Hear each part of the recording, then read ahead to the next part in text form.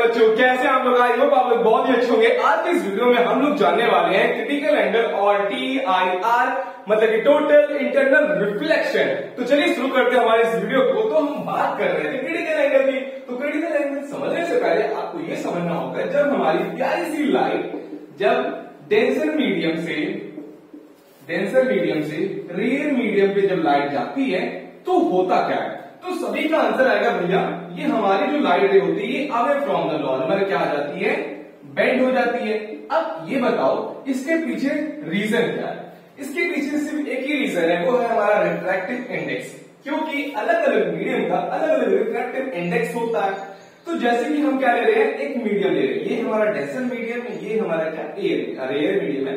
तो ये हमारा क्या होता है? रेयर मीडियम होता है, ठीक। और गिलास ये हमारा क्या होता है? डेंसर मीडियम होता है। जब लाइट रे को मैं स्ट्राइक कराया मीडियम पर, तो लाइट क्या होगी? ये हमारी away from the normal bend हो जाएगी।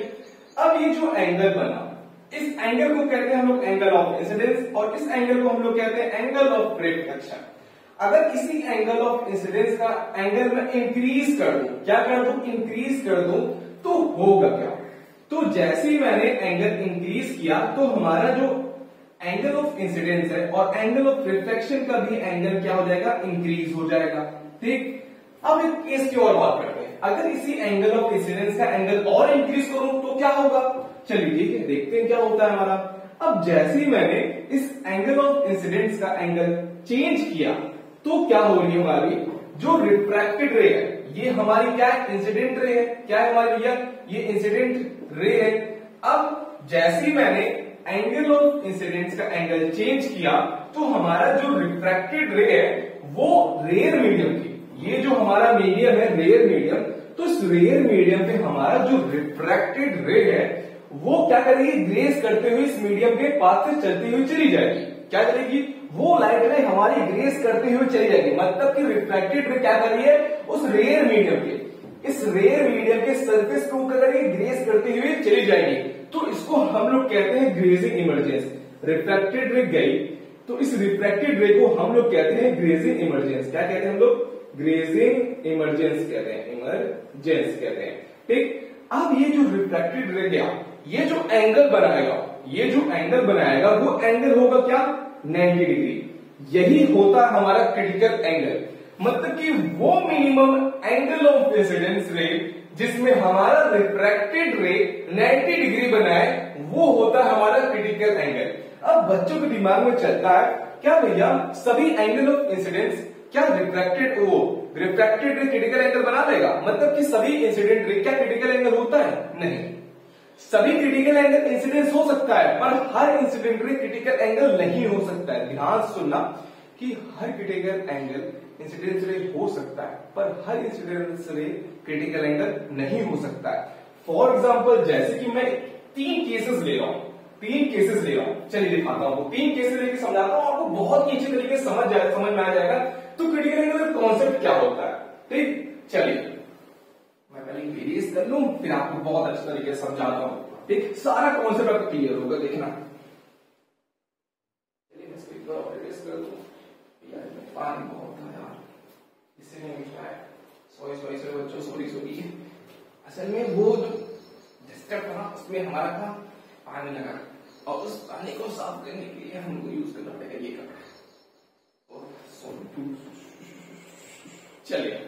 चलिए बात करें।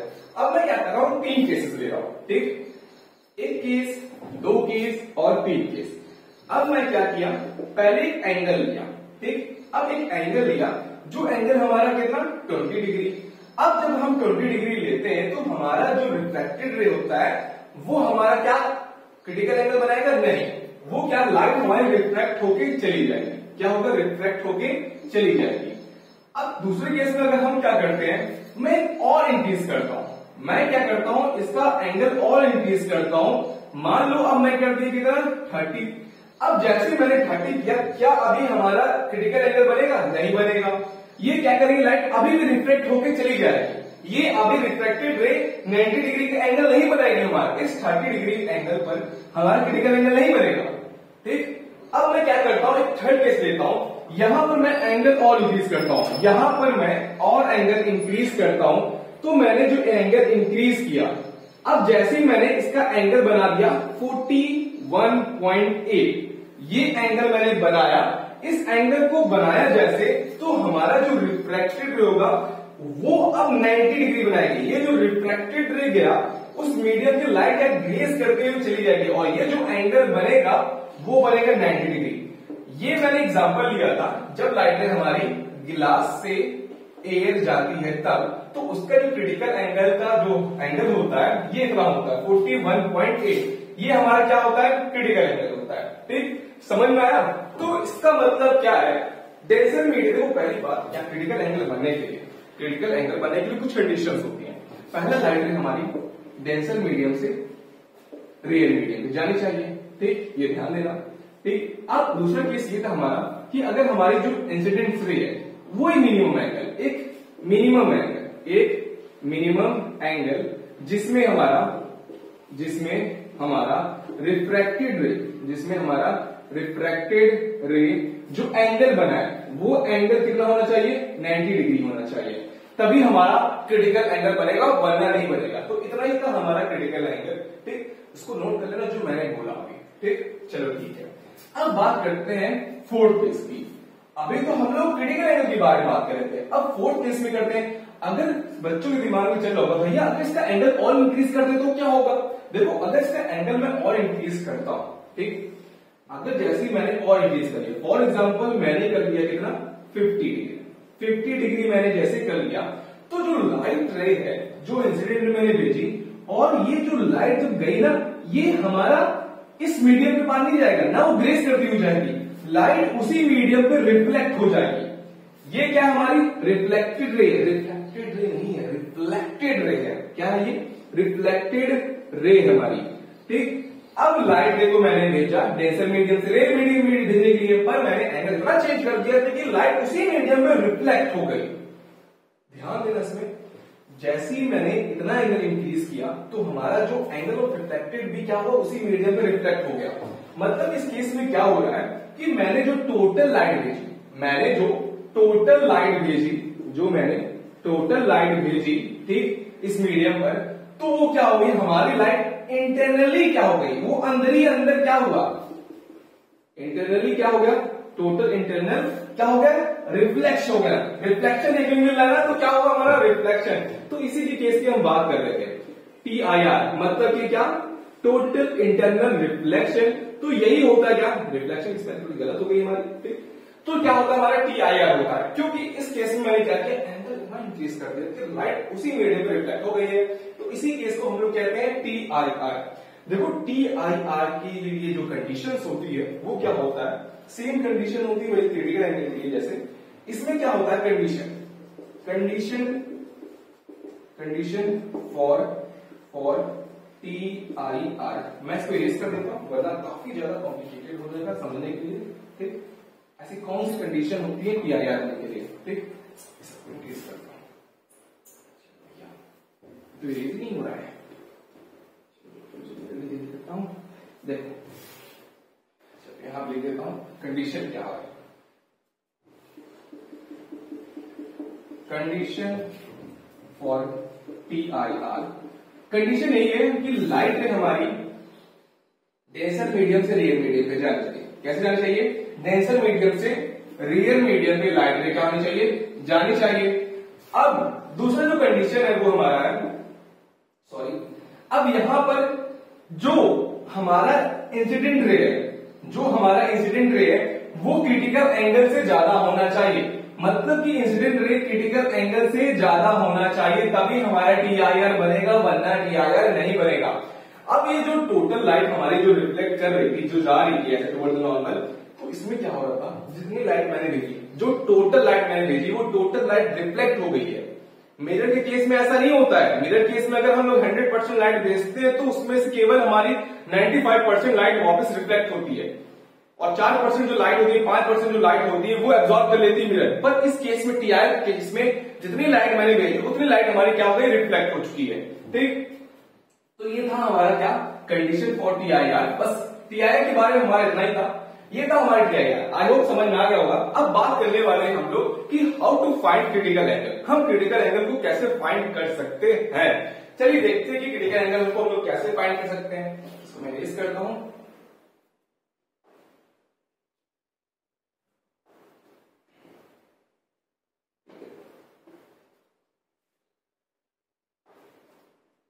देखो, हाउ टू फाइंड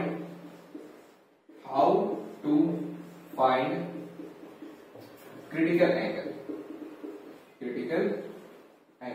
हम क्रिटिकल एंगल को कैसे फाइंड कर सकते हैं, ठीक। तो पहले बात कर लो, क्रिटिकल एंगल को हम जो डिनोट करते हैं, क्रिटिकल एंगल डिनोटेड बाय सी, ठीक। किसे डिनोट करते हैं हम लोग, सी करते हैं। और जो क्रिटिकल एंगल का जो फॉर्मूला होता है हमारा, वो फॉर्मूला क्या होता है, वो होता है हमारा साइन सी 1/μ। यहां पे आपको जो म्यू होता है, इसको हम लोग कहते हैं क्या, रिफ्रैक्टिव इंडेक्स। क्या कहते हैं हम लोग उसको, रिफ्रैक्टिव इंडेक्स कहते हैं, ठीक। अब जैसे कि जब लाइट रे हमारी कैसे यहां पे जाती है हमारी डेंसर मीडियम से रियर मीडियम पर, ठीक। तो हम ले रहे हैं denser medium with respect to rarer medium. तो ये हमारा क्या होता है, हमारा फॉर्मूला होता है, ठीक। ये क्रिटिकल एंगल का फॉर्मूला होता है। अब मैं 3 केसेस लूंगा, 3 एग्जांपल लूंगा, जहां पर हम बात करेंगे किसकी, क्रिटिकल एंगल की, ठीक। लाइट चली गई, चलो देखते हैं 3 केसेस, 3 एग्जांपल।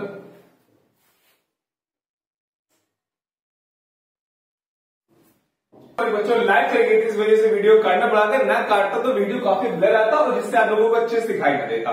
तो हम बात कर रहे थे कि हम क्रिटिकल एंगल को कैसे फाइंड कर सकते हैं। क्रिटिकल एंगल को कैसे फाइंड कर सकते हैं, जैसे कि मैं क्या कर रहा हूं, एक लाइट रे को मैं गिलास से एयर में भेज रहा हूं, तो हमको इसका क्रिटिकल एंगल फाइंड करना है। जब हम लाइट रे को गिलास से एयर में भेजते हैं तो इसका क्रिटिकल एंगल क्या होता है, इसी को हमको फाइंड करना होता है। अब ग्लास का जो रिफ्रैक्टिव इंडेक्स होता है वो कितना होता है, ग्लास में जो हमारा रिफ्रैक्टिव इंडेक्स होता है ये होता है हमारा 1.55। इसको हम लोग ऐसे लिख सकते हैं 3/2। अब हमको क्रिटिकल एंगल निकालने का जो फॉर्मूला होता है वो तो पता होता है, साइन सी 1/μ होता है। अब लाइट रे कहां से जा रही थी, हमारी गिलास से एयर में जा रही है, तो refractive index of glass with respect to air, तो हमको पता है कि रिफ्रैक्टिव इंडेक्स क्या होता है गिलास का, वो होता है 3/2। अब इसे 3/2 को हमको यहां पे लिखना है, तो साइन सी बराबर 1/3/2। अब मैं क्या करूं, उसका इनवर्स करूंगा, तो sine inverse C equal to हो जाएगा, हमारा सी इक्वल टू हो जाएगा, साइन का इनवर्स ये हो जाएगा 2/3। अगर इसको हम लोग कैलकुलेट करेंगे तो हमारा जो क्रिटिकल एंगल निकल के आता है वो निकल के आता है हमारा 41.8। ये क्रिटिकल एंगल निकल के आता है गिलास का, जब ये लाइट रे हमारी गिलास से एयर में जाती है तब। अब हम बात करते हैं जब लाइट रे को हम वाटर से एयर में भेजते हैं तो वहां पर हमारा क्रिटिकल एंगल क्या निकल के आता है। अब मैं लाइट को कहां से भेज रहा हूं, वाटर से एयर भेज रहा हूं, तो उसका क्या होता है हमारा क्रिटिकल एंगल। तो देखो वाटर में जो रिफ्रैक्टिव इंडेक्स होता है वो क्या होता है हमारा, वो होता है 1.33। इसको हम लोग ऐसे लिख सकते हैं, 3/4 भी लिख सकते हैं। अब जैसे कि अगर हम क्रिटिकल एंगल निकाल रहे हैं वाटर का, तो साइन सी बराबर 1/μ। तो refractive index of water with respect to air जा रही लाइट है हमारी। अब रिफ्रैक्टिव इंडेक्स क्या होता है वाटर का, ये होता है हमारा 3/4 होता है। इसको हम इनवर्स करेंगे तो साइन का inverse C equal to sine का इनवर्स क्या हो जाएगा हमारा, ये हो जाएगा 4/3 हो जाएगा। इसको कैलकुलेट करेंगे, जो हमारा क्रिटिकल एंगल निकल के आएगा वो निकल के आएगा हमारा 48.7। ओ माय गॉड, यहां पर हो क्या रहा है, तुमको यहां पे कुछ अलग दिख रहा है, यहां पर हो क्या रहा है तुमको यहां पर तुम नोटिस करोगे ध्यान से, रिफ्रैक्टिव इंडेक्स हमारा जितना ज्यादा है, रिफ्रैक्टिव इंडेक्स हमारा जितना ज्यादा है उतना कम हमारा क्रिटिकल एंगल। जैसे कि इस केस में देखो गिलास का हमारा रिफ्रैक्टिव इंडेक्स क्या था, ज्यादा था, और इसका जो क्रिटिकल एंगल निकल के आया वो क्या हमारा कम है। अब यहाँ पे ये ना कह देते हैं भैया इन्वर्सली प्रोपोर्शनल हम लोग इसको नहीं कहते हैं, बस इतना जान लो रिफ्रैक्टिव इंडेक्स जिसका ज्यादा होगा उसका critical angle come, that set. उसके अलावा कोई भी अपना दिमाग का कॉन्सेप्ट नहीं लगाना है, बबुआटी इसको बोलना है। हाँ, अब जैसे कि हमारा इसका रिफ्रैक्टिव इंडेक्स कम है, वाटर का रिफ्रैक्टिव इंडेक्स कम है, तो उसका क्रिटिकल एंगल कितना निकल के आ रहा हमारा 48.7। मतलब कि बहुत ज्यादा निकल के आ रहा है हमारा, समझ में आया? मतलब इसका रिफ्रैक्टिव इंडेक्स था 1.33 और क्रिटिकल एंगल निकल के आ रहा है हमारा कितना, 48.7। Oh my God. चलो ठीक है, एक और एग्जांपल लेता हूं जिससे सारा क्लियर हो जाएगा कि असलियत में ऐसा हो रहा है। चलिए देखते हैं। अब एक और लास्ट केस की बात करते हैं। जैसे कि अगर मैं क्या कर रहा हूं, लाइट फ्लेम को मैं डायमंड से दिखाता हूं, इसमें इस बार से डायमंड से दिखाता हूं, ठीक, डायमंड से। चलो मैं इसको डायमंड से दिखाता हूं। चलो, अगर मैं लाइट को डायमंड से एयर भेजता हूं तो क्या होता है, डायमंड से एयर में भेजता हूं तो क्या होता है, तो ये बताओ कि हमारा क्रिटिकल एंगल लगाने का फॉर्मूला तो ये होता है, कहां पर refractive index of diamond with respect to air. अब रिफ्रैक्टिव इंडेक्स डायमंड का जो होता है ये होता है 2.43, ये रिफ्रैक्टिव इंडेक्स होता है किसका, डायमंड का होता है, ठीक। अब क्या कर रहा हूं, यहां पर मैं क्या लगाता हूं 1/2.43, और अगर तुम लोग इसको जब कैलकुलेट करोगे, तो ये निकल के आएगा हमारा कितना, ये हमको निकल के आएगा 21.7। तो यहां पर कैलकुलेट करो, निकल के आ जाएगा 21.7 ही आएगा।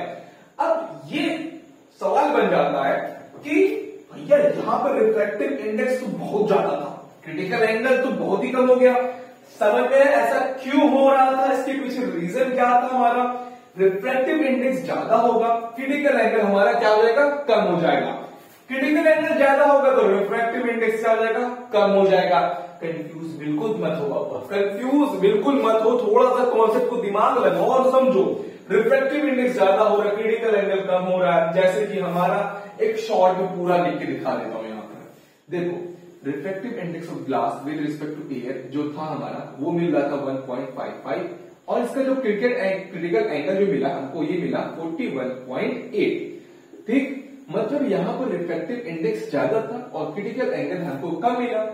अगर हम वही देख रहे थे वाटर का, जब वाटर से एयर में जा रहा था तो उसका जो रिफ्रैक्टिव इंडेक्स था वाटर का, ये था हमारा 1.33 था, ठीक। इसका जो क्रिटिकल एंगल जो हमें मिला वो कितना मिला हमें, ये मिला हमें 48.7, ये मिला क्या हमें, क्रिटिकल एंगल, समझ में आया? अब डायमंड की बात कर रहे थे, डायमंड में जब जा रहा था, डायमंड से एयर में जा रहा था, तो उसका जो रिफ्रैक्टिव इंडेक्स था ये था हमारा कितना 2.43, और इसका जो क्रिटिकल एंगल निकल के आया वो तो बहुत ही कम निकल के आया है, ये निकल के आया 21.7। तो समझ में आया यहाँ पर हो क्या रहा था, मतलब कि रिफ्रैक्टिव इंडेक्स यहाँ पर कम था तो क्रिटिकल एंगल ज्यादा हो गया, यहाँ पर और ज्यादा था तो क्रिटिकल एंगल और कम हो गया। सिर्फ इतना कॉन्सेप्ट को नोट डाउन कर लो, ठीक। अब हम बात करने वाले हैं किसकी, कि किन किन फैक्टर्स पे हमारा क्रिटिकल एंगल डिपेंड करता है। तो इसको नोट डाउन करिए, स्क्रीनशॉट ले लो, तब तक इसको मैं इरेज कर दे रहा हूं। चलिए, आई होप आपने नोट कर लिया होगा कॉपी में अपने। चलो, अब हम बात कर रहे थे इसकी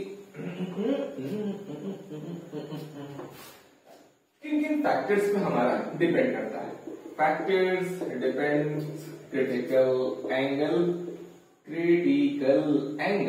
ठीक, क्रिटिकल एंगल। तो देखो जो पहला हमारा जो फैक्टर है वो डिपेंड करता है, वो जो अभी हम लोग इसकी बात कर रहे थे, वो किसकी बात कर रहे थे हम लोग, रिफ्रैक्टिव इंडेक्स की बात कर रहे थे। किसकी बात कर लेते हैं हम लोग, रिफ्रैक्टिव इंडेक्स की बात कर लेते हैं हम लोग। तो रिफ्रैक्टिव इंडेक्स हमारा जितना ज्यादा होगा उतना कम क्या हो जाएगा हमारा क्रिटिकल एंगल।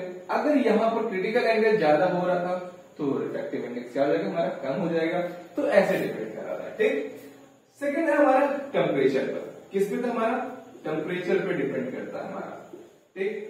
टेम्परेचर में कैसे भैया, देखो अगर अलग अलग मीडियम, जैसे कि अगर हम बात करते हैं वाटर को, अगर वाटर में जो डेंसिटी होती है थोड़ी सी कॉम्पैक्ट हल्की सी होती है ना, अगर उसको जैसे हीट मिलेगा तो उसकी जो रिफ्रैक्टिव इंडेक्स हो जाएगा वो क्या हो जाएगा हमारा, ज्यादा हो जाएगा, और वहां से हमारी जो क्रिटिकल एंगल हो जाएगी वो हो जाएगी कम।